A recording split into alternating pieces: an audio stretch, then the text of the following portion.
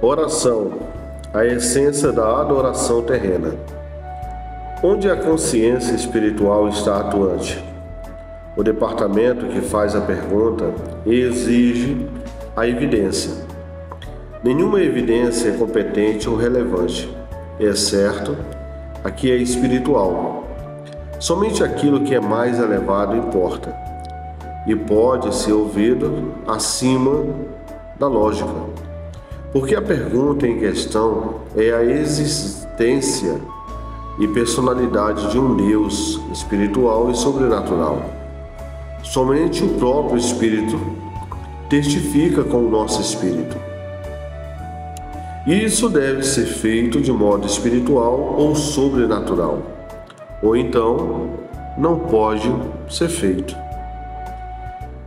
A lei judaica e os profetas conhecem algo de Deus como Pai, vislumbres ocasionais e imperfeitos, contudo, confortadores que tiveram da grande verdade sobre a paternidade de Deus e da nossa filiação. Cristo estabelece o fundamento da oração profundo e forte sobre esse princípio básico. A lei da oração, o direito de orar, repousa sobre a filiação, Pai Nosso. Nos leva a um relacionamento mais próximo de Deus. A oração é a atitude da criança, o pedido da criança, o direito da criança. É a lei da oração que olha para o alto, que eleva os olhos ao Pai Nosso, que estás no céu. Mateus capítulo 6, versículo 9. A casa do nosso Pai é nossa casa no céu. A cidadania celestial é a saudade da casa celestial, estão na oração. A oração é um apelo da humildade, do vazio, da necessidade, da terra pela grandeza, plenitude e suficiência do céu. A oração volta os olhos e o coração em direção ao céu, com o anseio de uma criança. A confiança de uma criança é a expectativa de uma criança. Santificar o nome de Deus, pronunciá-lo com fôlego reduzido, considerá-lo sagrado. Isso também pertence à oração. Em relação a isso, pode ser dito que é um requisito impor às crianças a necessidade de oração para a salvação deles. Mas que infortúnio! Infelizmente, parece suficiente dizer a eles que há um céu e um inferno, que eles devem evitar o último e buscar alcançar o primeiro. Entretanto, eles não aprendem sobre qual é o caminho mais fácil para chegar à salvação. O único caminho para o céu é pela rota da oração, a oração do coração, que qualquer um é capaz de fazer. É a oração, não os raciocínios, que é o fruto do estudo, muito menos o exercício da imaginação, que enche a mente com os objetos maravilhosos, mas que falha em estabelecer a salvação. Não é nada mais do que a simples oração confidencial de um filho a seu Pai Celeste. A pobreza de espírito faz parte da verdadeira oração. Bem-aventurados os pobres em espírito, pois deles é o reino dos céus. Mateus capítulo 5, versículo 3. Os pobres são os miseráveis, os mendigos, que vivem da generosidade de outros, que vivem mendigando. O povo de Cristo vive pedindo. A oração é a respiração vital do cristão. É sua rica herança, sua renda diária. Em seu próprio exemplo, Cristo ilustra a natureza e a necessidade de oração. em todo lugar, ele declara que quem está em missão divina neste mundo, ora. Jesus é o exemplo ilustre do princípio de que quanto mais o homem for dedicado a Deus, mais ele será um homem de oração. Quanto mais divino for o homem, quanto mais tiver do Espírito do Pai e do Filho, mais ele orará. Reciprocamente, é verdade que quanto mais for um homem de oração, mais do Espírito do Pai e do Filho ele receberá. Nos grandes eventos e períodos que coroaram a vida de Jesus, nós o encontramos em oração.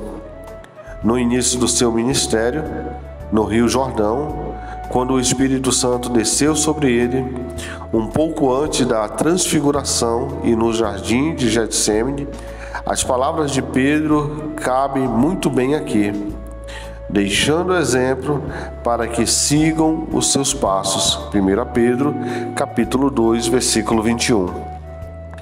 Há um princípio importante da oração que se encontra em alguns dos milagres de Cristo. É a natureza progressiva da resposta à oração. Nem sempre Deus concede toda a resposta da oração imediatamente, mas progressivamente, passo a passo. As Escrituras descrevem essa importante verdade que com muita frequência é negligenciada.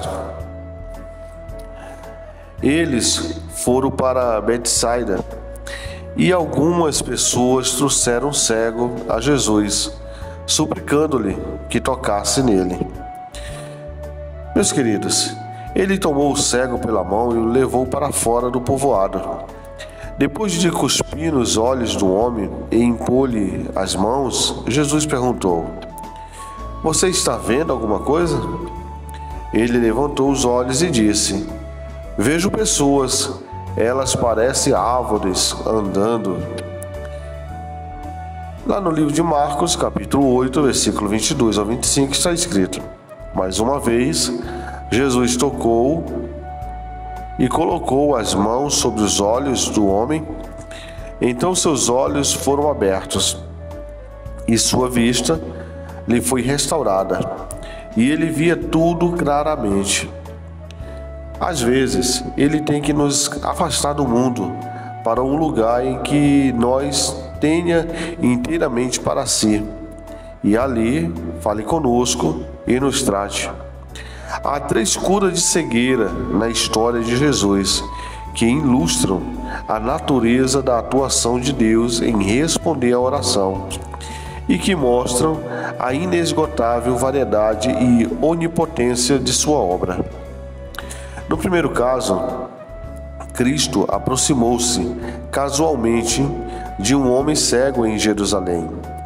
Fez um lodo, amoleceu com cuspe e esfregou nos olhos do cego, ordenando em seguida que o homem fosse e se lavasse no tanque de Siloé. O resultado surpreendente está no final da ação: lava-se. A falha em ir e lavar-se teria sido fatal para a cura. Ninguém, nem mesmo o homem cego, pediu a cura nesse caso. No segundo caso, as pessoas que levaram o cego apoiaram sua ação em fervorosa oração por cura. Elas suplicaram que Cristo simplesmente o tocasse, como se a fé deles fosse aliviar o fardo de uma operação pesada. Mas Cristo tomou o homem pela mão e o levou para fora da cidade e longe das pessoas. Sozinha, em segredo, essa obra seria feita. Ele cuspiu nos olhos dele e pôs as mãos sobre eles. A resposta não foi completa, um despertar de luz, uma recuperação parcial. A primeira ação lhe deu apenas uma visão distorcida, e a segunda aperfeiçoou a cura, a fé submissa do homem em se entregar a Cristo e ser conduzido a um lugar privado e solitário.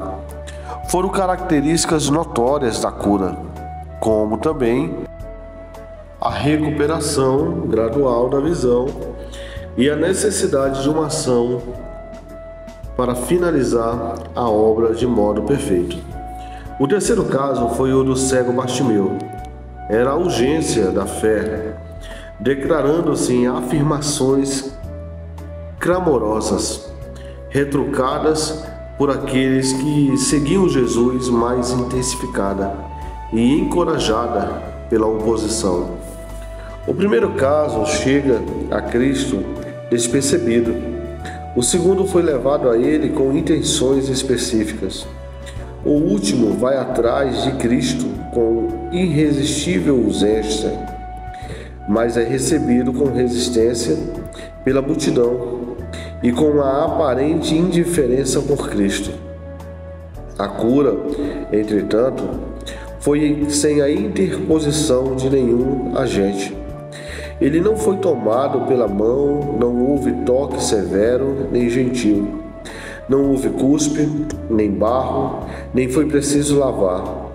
Uma palavra somente, e sua visão plena veio instantaneamente. Cada um experimentou o mesmo poder divino, os mesmos resultados abençoados, mas com uma marcante diversidade na expressão de sua fé e no modo da cura. Suponha-se, ao encontrarem-se, que o primeiro tenha estabelecido as particularidades e o processo de sua cura. O cuspe, o barro, o lavar em Siloé, como único processo divino, como as únicas credenciais para a obra divina. Quão distante da verdade, quão limitado e enganador seria tal padrão de decisão. Não são os métodos, e sim os resultados, os testes da obra divina. Cada um poderia dizer: uma coisa sei, eu era cego e agora vejo. João capítulo 9, versículo 29. Os resultados foram resultados conscientes. Eles sabiam que fora Cristo quem fizera a obra. A fé era o instrumento, mas seu exercício fora diferente. O método de Cristo agir diferente. Os vários passos que os levaram ao final da graça, por parte deles e por parte de Cristo, em muitos pontos surpreendentemente distintos. Quais são as limitações da oração? Até onde chegam os seus benefícios e suas possibilidades? Qual parte da atuação de Deus no homem e no mundo do homem não é afetada pela oração? As possibilidades da oração cobrem todo o bem temporal e espiritual? São perguntas. As respostas a essas perguntas são de importância transcendental. A resposta vai determinar o esforço e os resultados da nossa oração. A resposta destacará muito o valor da oração ou diminuirá em muito a oração. As respostas a essas questões importantes são plenamente abrangidas pelas palavras de Paulo em oração. Não andem ansiosos por coisa alguma, mas em tudo, pela oração e súplicas e com ação de graças, apresentem seus pedidos a Deus. Filipenses capítulo 4, versículo 6.